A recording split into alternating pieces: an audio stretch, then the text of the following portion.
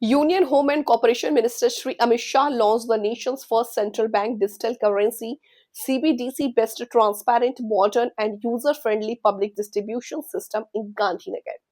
Chief Minister Shri Bhupendra Patel, Union Minister for Food and Public Distribution Shri Prahlad Joshi, along with Deputy Chief Minister Shri Harsh Sanghvi graced the event held at Mahatma Mandir.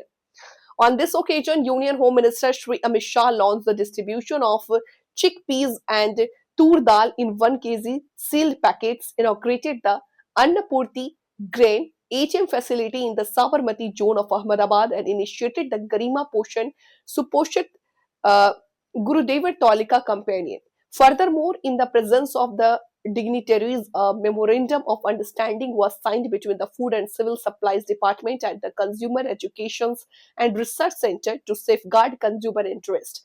This MOU will establish a pre-litigation grievance redressal ecosystem, ensuring that issues are resolved before reaching the courts. 10 ही साल में उनके जीवन स्तर को न केवल उठाया, 27 करोड़ लोगों को गरीबी की रेखा के ऊपर लाया और आज इस कदम से 81 करोड़ लोगों को मुफ्त अनाज देने का जो कार्यक्रम है उसको पूर्णतया पारदर्शी बनाने की शुरुआत हो रही है।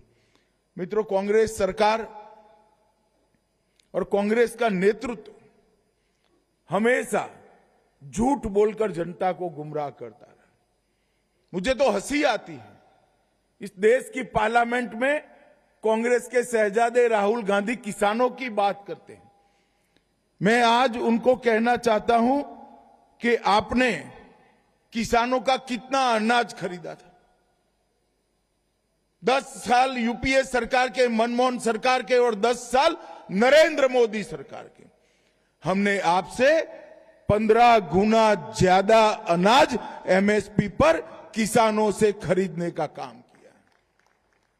आपके समय में किसानों का बजट मात्र 26,000 करोड़ था और मोदी जी के समय में किसानों का बजट 26,000 करोड़ से बढ़ाकर 1,29,000 करोड़ करने का काम नरेंद्र मोदी जी ने किया। आपने एक बार 70 साल में एक बार लोन माफी का झुनझुना पकड़ाकर किसानों को गुमराह करने का काम किया।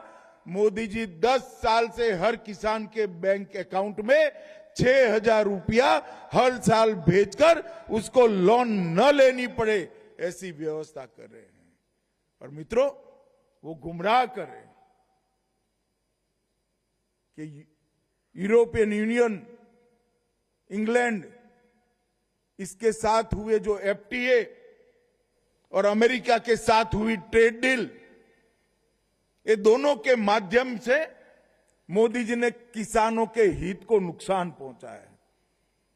मैं राहुल गांधी जी को चैलेंज देना चाहता हूं, किसी भी मंच तय कर लो, भारतीय जनता पार्टी का युवा मोर्चे का अध्यक्ष आकर आपसे चर्चा कर लेगा नुकसान किसने किया है।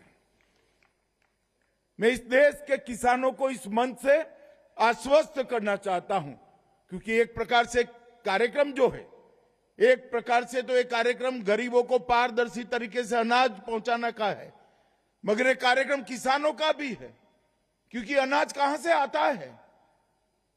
अनाज हमारे प्रहलाद भाई जो एमएसपी पर गेहूं, धान, दलहन खरीदते हैं, वो उचित दामों पर और मुफ्त में किसानों तक पहुंचाने का कार्यक्रम है।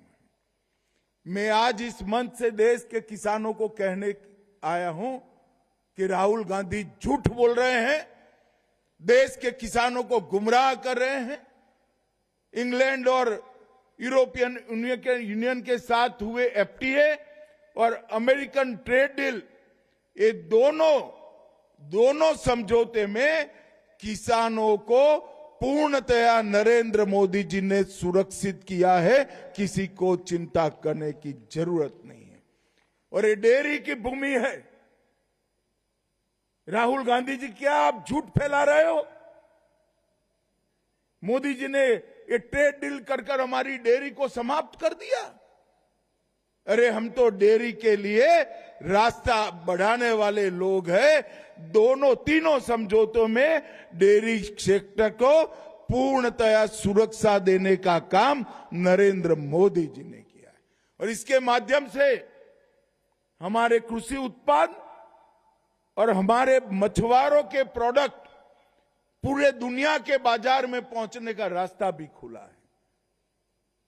मैं आज फिर से एक बार भारत के मछुआरों को, भारत के पशुपालकों को और भारत के कृषकों को, किसानों को आश्वस्त करना चाहता हूं कि कभी भी आपके हितों के साथ समझौता भारतीय जनता पार्टी के नेता नरेंद्र मोदी कर ही नहीं सकते।